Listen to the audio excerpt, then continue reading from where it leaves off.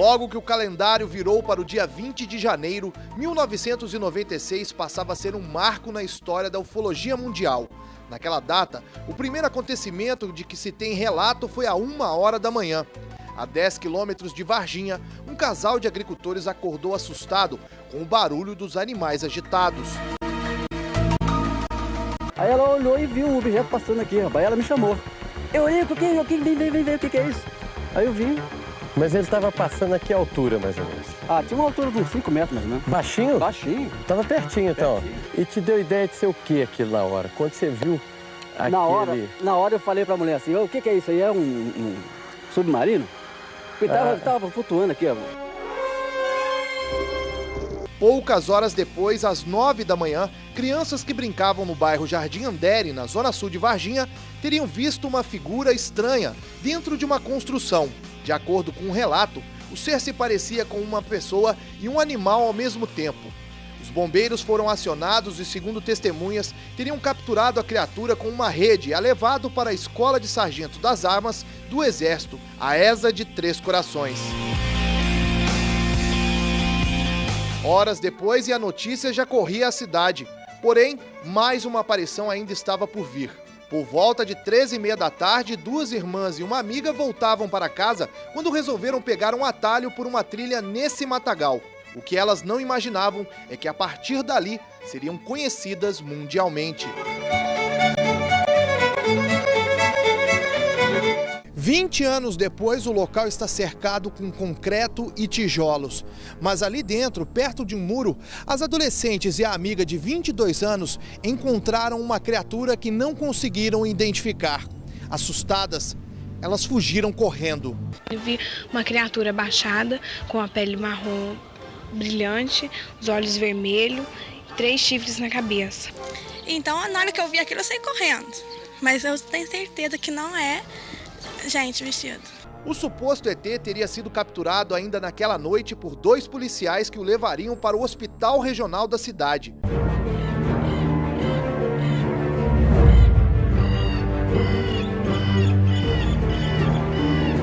Meses depois, foi a vez do Zoológico de Varginha se tornar mais uma peça deste quebra-cabeça. Animais foram encontrados mortos por aqui e, segundo o veterinário responsável da época, ele não encontrou nenhuma causa lógica nas necrópsias. E não parou por aí. Dona Terezinha Galo morreu em 23 de novembro de 2011, aos 80 anos. Em abril de 1996, ela participava de uma festa de aniversário com poucos convidados em uma área de eventos do Zoológico de Varginha. E quando saiu para fumar, o susto. Uma criatura estranha estava na mureta, bem próximo dela.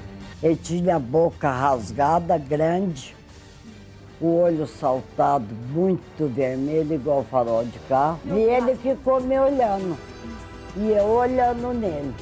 Mas ele não me passou nenhuma mensagem. Seu Lázaro vai completar 80 anos. Há 2 décadas, o aposentado estava logo atrás das jovens na trilha do bairro Jardim Andere.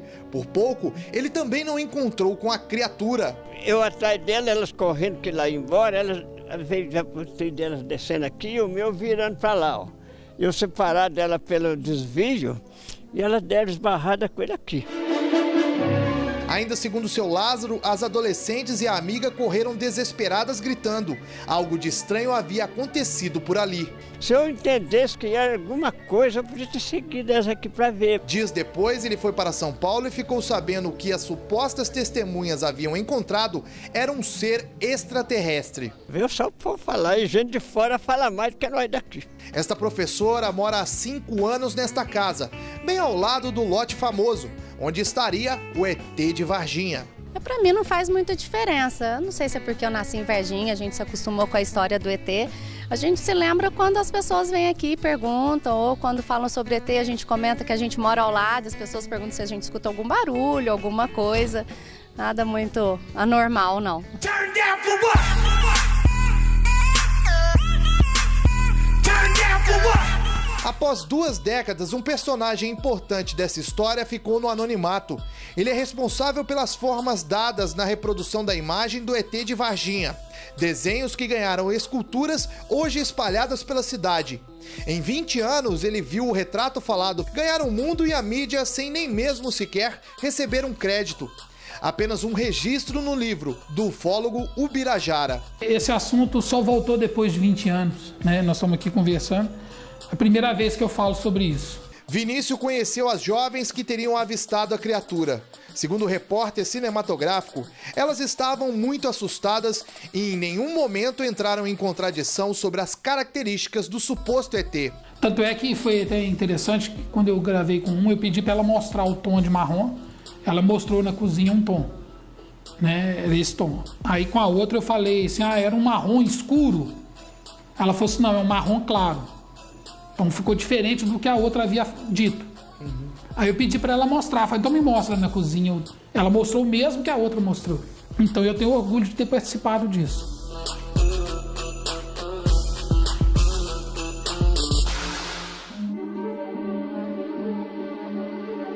Nossa equipe foi até Niterói, no Rio de Janeiro. Lá, no Museu de Arte Contemporânea, conversamos com Marco Antônio Petit, que lançou no ano passado o livro Varginha, Toda a Verdade Revelada.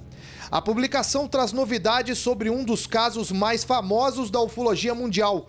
De acordo com o ufólogo, as criaturas foram sim levadas para Campinas.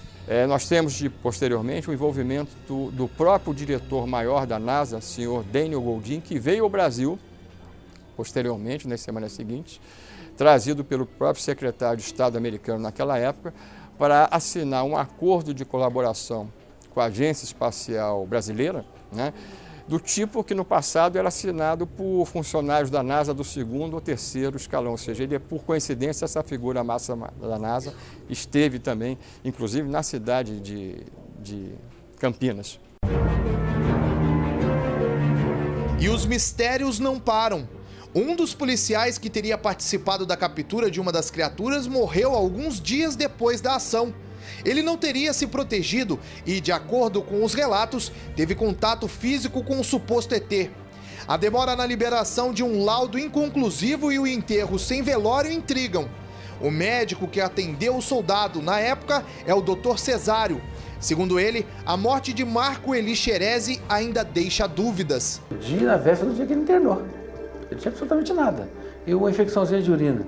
E não era infecção de urina que falou assim, já vinha evoluindo há muitos dias. Foi de um dia para o outro. E o mais intrigante também, vamos supor, é que 2 infecções, é muito raro ter 2 infecções com 2 bactérias. Uma no pulmão e no rim, diferentes. Ele não tinha nenhum precedente, mas nenhum mesmo. Então o caso foi ganhando contornos cada vez mais densos.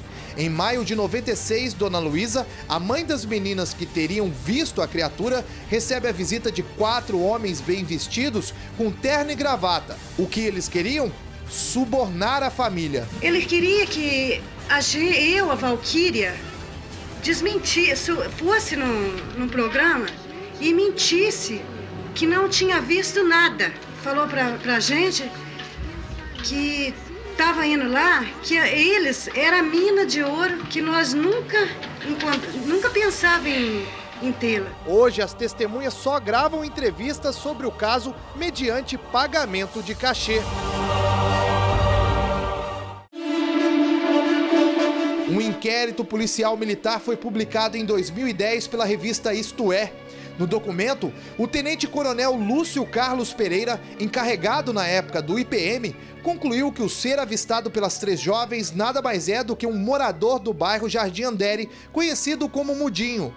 O homem estaria agachado e encostado no muro no momento em que as meninas passavam. Durante as gravações deste especial, nós encontramos o morador, que, segundo as autoridades, é o pivô de toda essa história. As meninas avistaram aquela entidade, aquele ser ou aquela criatura, às 3h30 da tarde, em pleno sol, um calor de verão.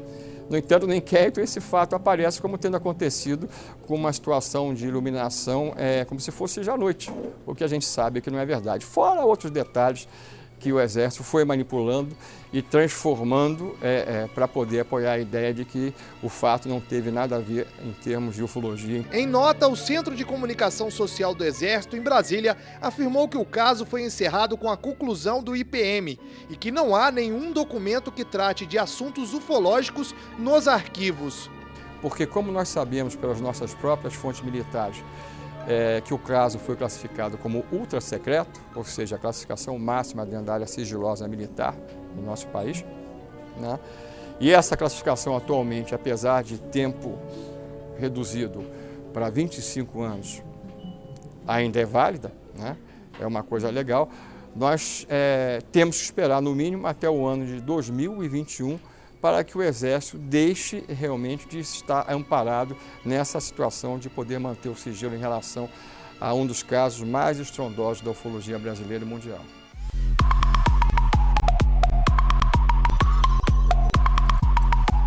Varginha, sul de Minas, com 131 mil habitantes, é a terceira cidade mais populosa da região. Um dos maiores PIBs e uma economia forte, tendo o café como um dos principais produtos. Mas é o ET que chama a atenção. A história de outro mundo faz parte da vida dos moradores. Varginha se projetou muito a nível internacional, a nível mundial. Uma das referências mais conhecidas, a nave espacial do centro da cidade foi construída em 1999 pela Copasa. É um reservatório com capacidade para 150 mil litros de água. Os pontos de ônibus também viraram atração turística, assim como as estátuas espalhadas pela cidade. Mas tem gente que acha que a prefeitura deveria ter investido mais no turismo. Varginha perdeu a oportunidade de fazer um bom negócio com essa história do ET, né? O ET de Varginha até é considerado o caso Roswell brasileiro, mas as cidades absorveram as aparições de formas diferentes. Lá em 1947, um morador teria visto a queda de um disco voador. Desde a década de 90, milhares de pessoas visitam a cidade de Roswell, no estado americano do Novo México. Em homenagem ao caso, foi criado um festival anual de ufologia.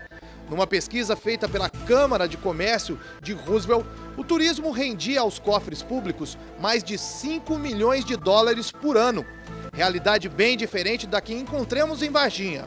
Para o consultor do Sebrae, ainda dá tempo de correr atrás do prejuízo. Foi pouco explorado a questão de conhecimentos espaciais, né, a questão da astronomia como um todo, como é o universo, como são as estrelas, enfim, eu acho que ficou muito focado na questão do ET em si e deixou-se de explorar outras questões mais interessantes, mais criativas. Até mesmo o governo federal investiu no ET. A prefeitura fez um convênio com o Ministério do Turismo para construir um memorial na cidade. As obras foram iniciadas, interrompidas, a cidade quase perdeu a verba e então os trabalhos retornaram, mas nada do espaço ser finalizado. No local, mato alto, cacos de vidro, garrafas de bebidas e lixo compõem um cenário que deveria ser uma atração turística na cidade. No meio dessa confusão, os gastos podem chegar a R$1,5 milhão de reais. O objetivo dessa obra é levar para ali todas as publicações, tudo o que aconteceu e que girou em torno desse fato histórico, e também é nosso propósito transformar aquele local num planetário.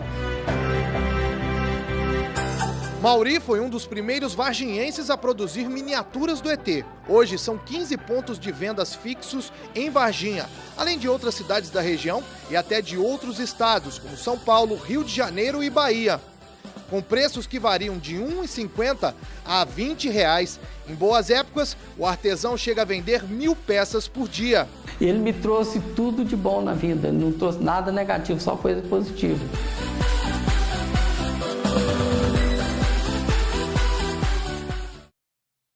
A senhora acredita no ET de Varginha?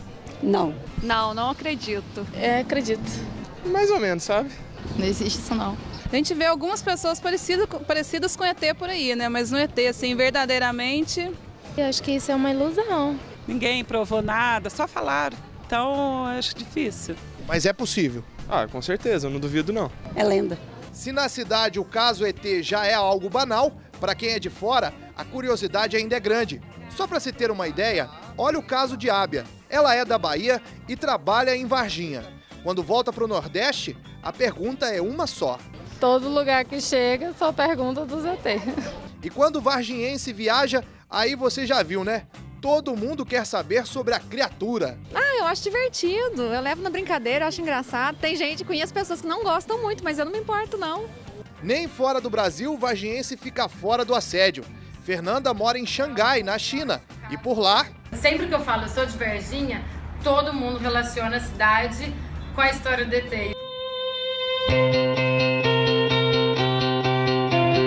E mesmo depois de tantos anos, alguns depoimentos ainda chamam a atenção.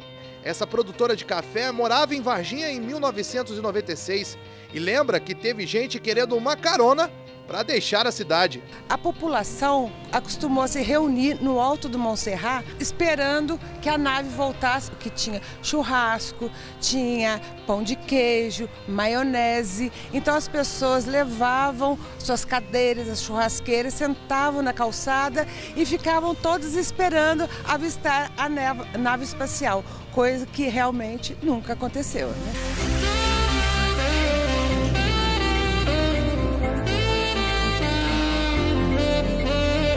Para muitos ufólogos do mundo todo, os relatos, o suposto envolvimento e acobertamento das Forças Armadas são o suficiente para comprovar o aparecimento de seres extraterrestres em Varginha.